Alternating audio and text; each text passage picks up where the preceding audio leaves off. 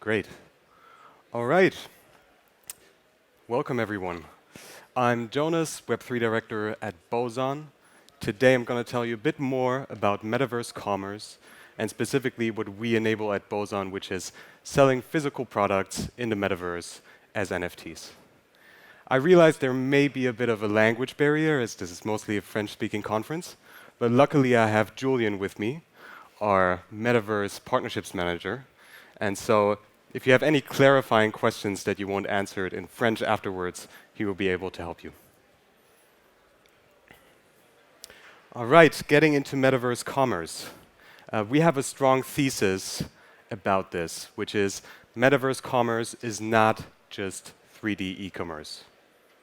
This is kind of a conception that we see at the moment, which is, hey, just take existing e-commerce solutions, change the interface a bit to be applicable to virtual worlds, and there you go, now you have Metaverse Commerce, it's done.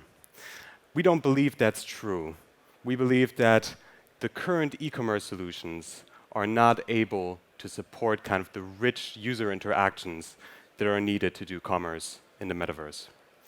And so we like to compare this to kind of the late 90s web, where you had like travel agents that wanted to have an online presence. And so they put up a website with a link to their store and contact information, and it was done. Now they were online travel booking agents, right? Today we know this turned out very differently, and we think about it in a similar sense when talking about Metaverse Commerce. Why is kind of the current e-commerce landscape not able to address the needs of the metaverse? So this is a bit of like a simplified view of the current Web 2 platform e-commerce paradigm that we see, and we're just going to briefly talk through it, and then you will see the limitations. So the fundamental problem that e-commerce solutions are solving is that buyer and seller can't trust each other natively on the web, right? They need some contracting layer to be kind of to be confident that the other party will follow through with their commitments. So e-commerce intermediaries today essentially provide this trust layer, and they solve this with kind of two methods of settlement that we see today. First, we have financial settlement. So in order to transfer digital value on the web, you pretty much rely on centralized intermediaries. Just because there wasn't like native digital cash on the internet until not too long ago. Matter of fact, a fun anecdote about this is that one of the first sentences in the introduction of the Bitcoin white paper said, commerce on the internet has come to rely almost exclusively on financial intermediaries. And so Satoshi thought that was wrong, and we pretty much agree with him. So this is the first part of existing e-commerce settlement today, settlement of financial value. And then we have the second form, which is market intermediaries. And they essentially ensure that the transfer of the physical goods and the transfer of the digital value happens as pretty much at once. So if you buy something online today, you have this nice trust guarantee that either you will receive the physical good or you will receive your money back. This is pretty much what these market intermediaries solve for, and they have kind of recourse built in the form of dispute resolution, so that if you have a valid claim, if you have a dispute as a buyer with your seller, you can go to this dispute resolution method that they provide.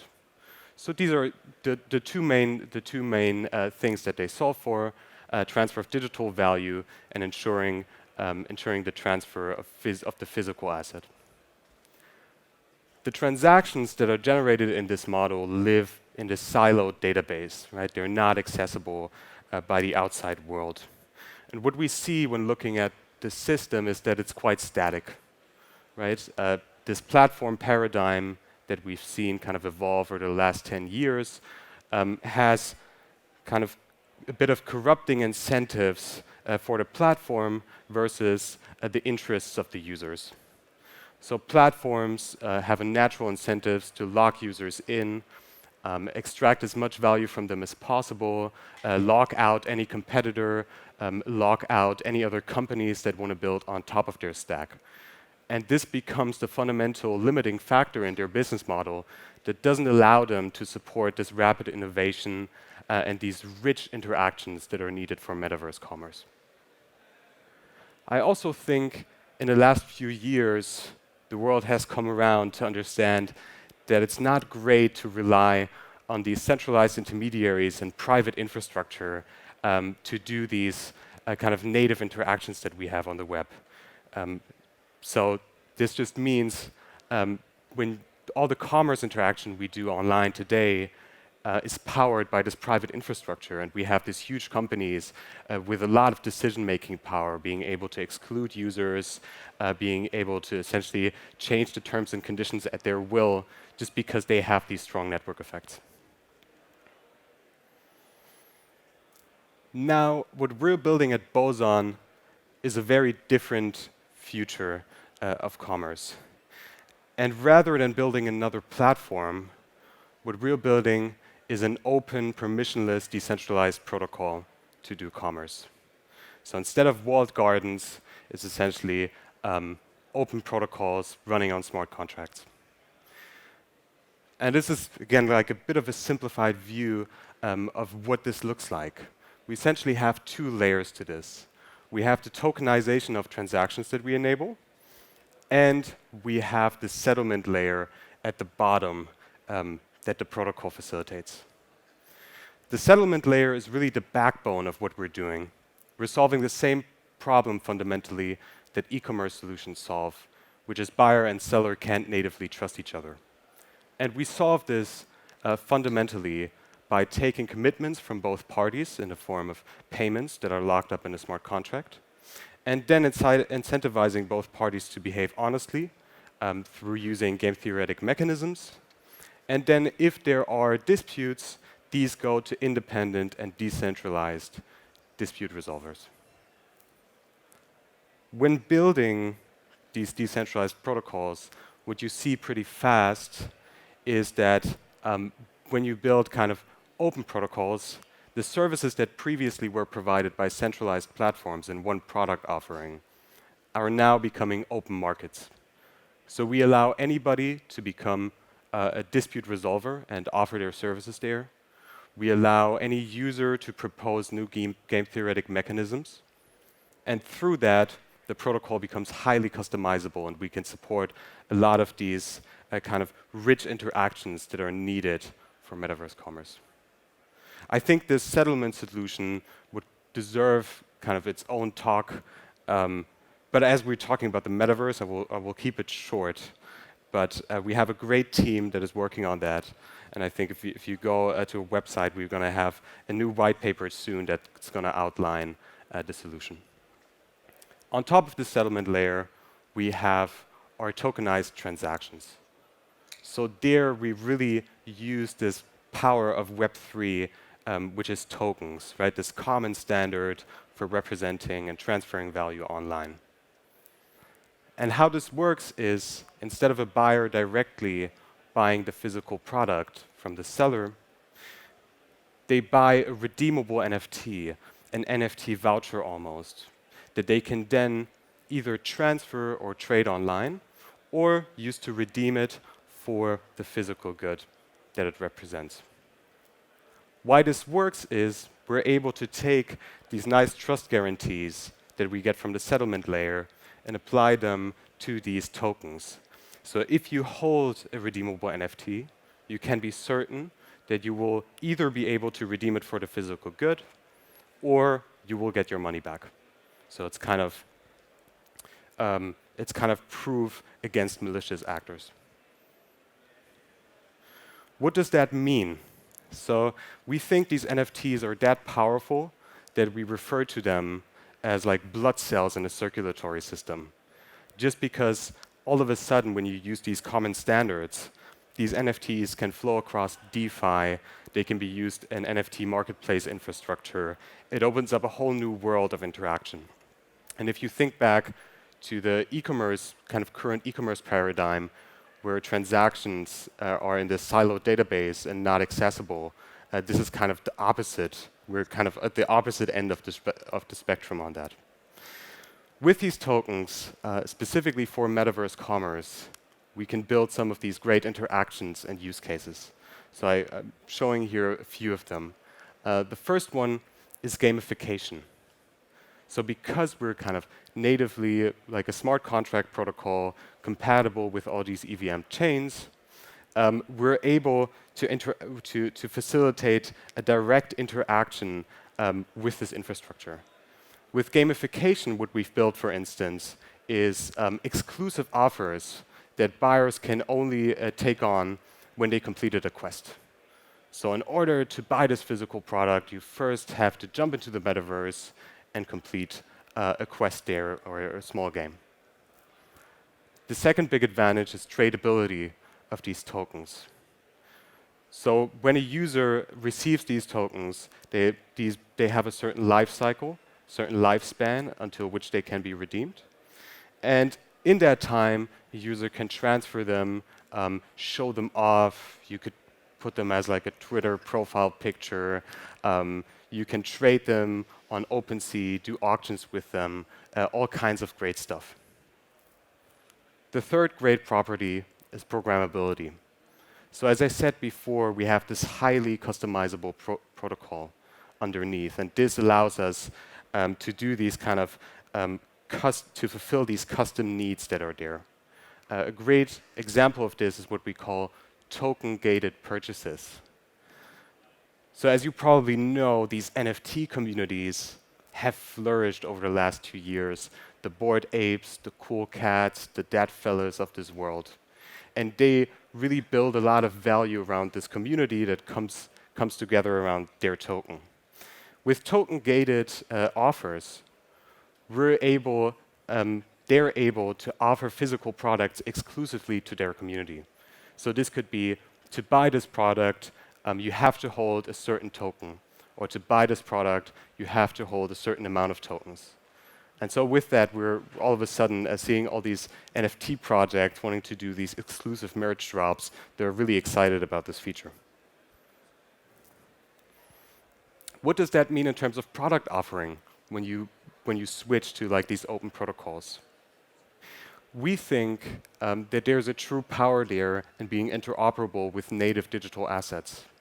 We think the product offerings that brands will come along to is combining a digital item, so for instance here, a wearable for the metaverse, a physical item, here you can see the Dolce & Gabbana suit, and experiences, and package them up together into one NFT, one offering to the user. Here's an example, the Dolce & Gabbana suit. So we bought this suit a bit more than a year ago for $1 million bucks. Might seem a bit crazy, but we had kind of good intentions behind it, which is we think Dolce & Gabbana are the first major brand that realized the power of this offering, combining physical and digital assets as well as experiences into one. So when you buy, what we did, when you buy this physical suit NFT, you do not only get this kind of handmade physical suit, which is great. You also get a digital wearable for the metaverse of the suit. And then you also get access to exclusive real-world events with this NFT. So it's kind of packaging up all these three things into one product offering. And at BOSON, we essentially enable every brand to offer the same, to create the same product offering as Dolce & Gabbana did. So putting it all together, getting a bit more concrete of what do these interactions look like. Here we have an example user flow that we've actually built. So just going to walk you through it quickly. A user, for instance, would jump into a real-world physical store of a brand. and they would see this hero item, this super rare, exclusive physical sneaker. But there's a catch to it. They can't just buy the sneaker like that. No, they first have to jump into kind of a virtual world and complete a quest to unlock the offer.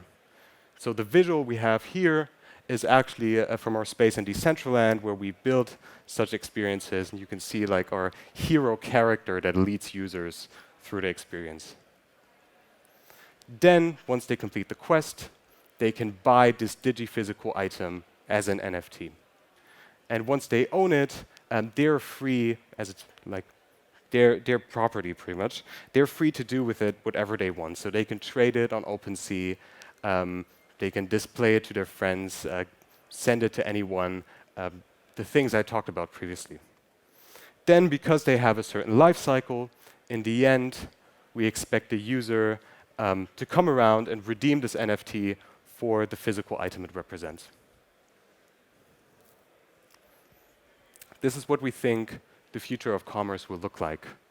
We think the future of commerce will be built on Web3 infrastructure, open protocols, and it will revolve around these digi-physical items and experiences that kind of merge the metaverse and the universe into kind of one coherent experience. So you can see here, for instance, a metaverse wearable, a real-world sneaker, and then using AR to put it all together.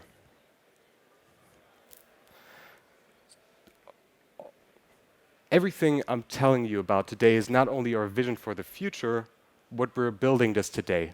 We have a really exciting event coming up next week, which is Metaverse Fashion Week. Metaverse Fashion Week will take place in Decentraland from the 24th of March till the 27th. And we have a range of great brands that have virtual stores there, gamified experiences, and they will offer physical products as NFTs in the metaverse using BOSON protocol technology. I will just play this video for you to get a sense of what this experience looks like, and then I'm going to add a bit more context, and then we can jump into questions if there are any.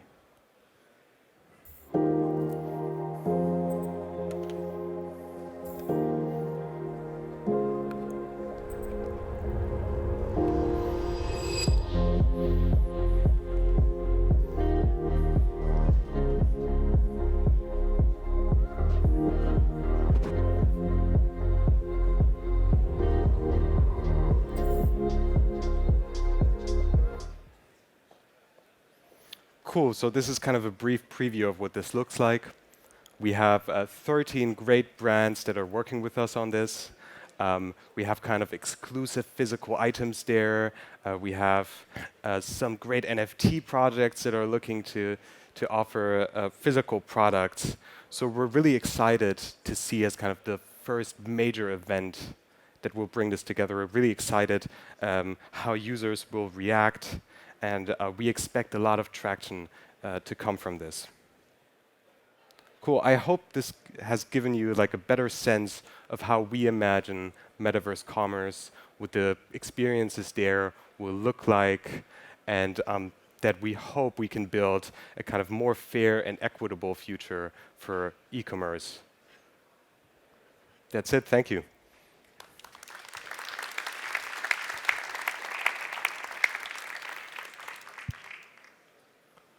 Are there any questions? There. Excuse me.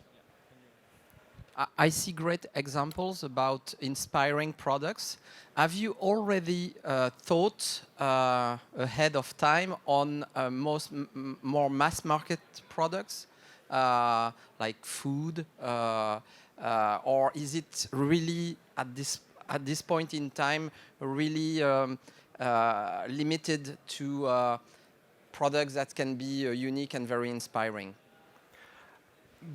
Currently, we're focusing on our attention on these unique, scarce physical products. And this has a certain reason, which is that in this Web3 ecosystem, we still have kind of a certain level of friction, right? I don't know whoever here has bought an NFT.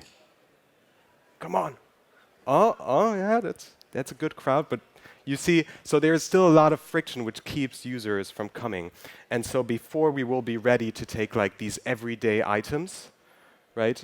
We need to focus on this really unique proposition, which is rare items. Yeah, yeah, we envision as kind of these scalability solutions kick in, better UX comes to this ecosystem, we will be able to also handle the exchange of like everyday items, kind of utilitarian items for digital value.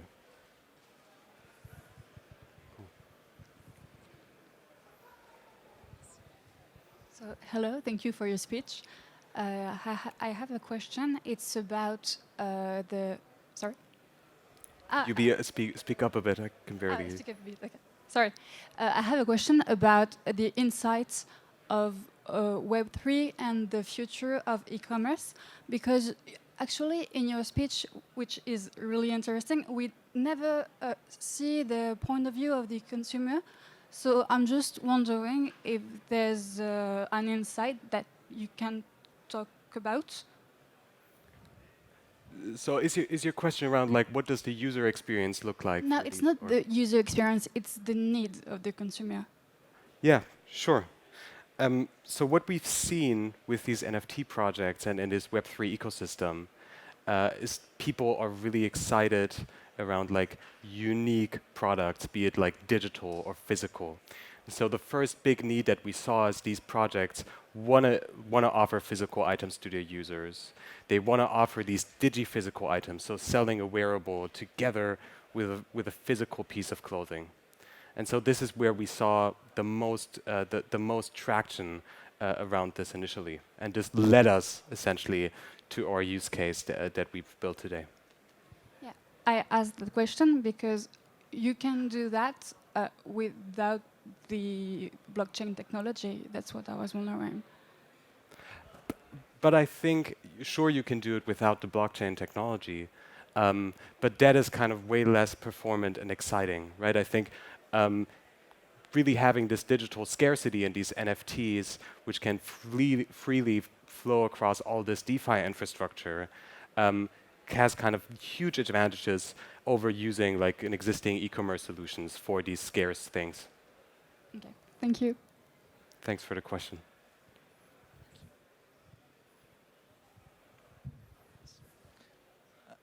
Hello, thanks for the speech. Just one quick question. What are you planning to do with the Dolce Gabbana suit? We're mysterious about it. I can't tell you. Not wear it? Say again. Sorry. Do you want to wear it? Oh, yeah, I want to wear it personally. I just like it's difficult to get everybody on board that they hand make it, right? Like they're going to tailor it to a person. So it's difficult to make that decision internally.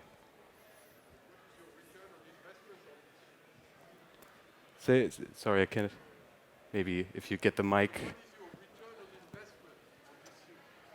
Return on investment on the so suit. because you made an investment, right? The suit is really like a great, like once we bought the suit, like people keep coming up to us about it. Return of the suit, we've seen other projects buy other items from Dolce & Gabbana that they did in a similar way. There isn't really a clear trackable market price for it, so we can only kind of have a guesstimate about it. But we're pretty certain it has increased in value since we bought it.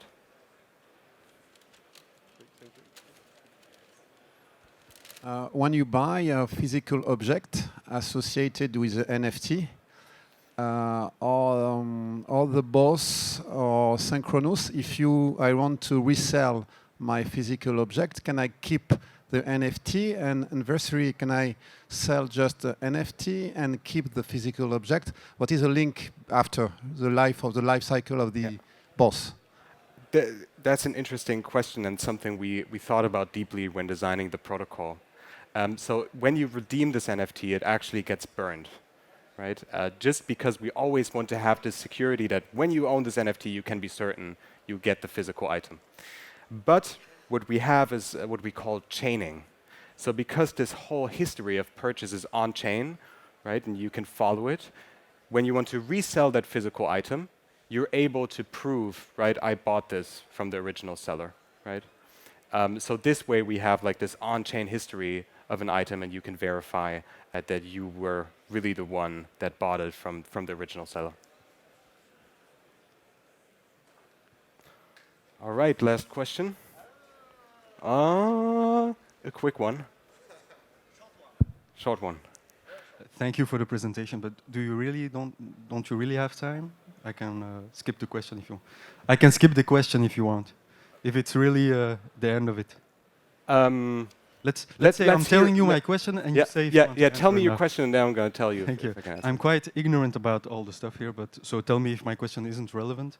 But you said something at one moment about expiry of your NFT. That you said you get the item or you're paid back, basically. So isn't there a way there that the consumer can abuse this protocol to actually never pay at the end for an item he bought? And super quickly. So what we have is these independent dispute resolvers, right? So if you have a claim and you say, I didn't receive the item, right, as a buyer, and the seller doesn't agree, the case will go to this dispute resolver or like a decentralized court. And there they will review evidence and decide on this case. So if you try to do this as a buyer, you need to have good evidence. Otherwise, they're just going to throw out the case. Cool. All right. Thanks, everyone. That's it from my side.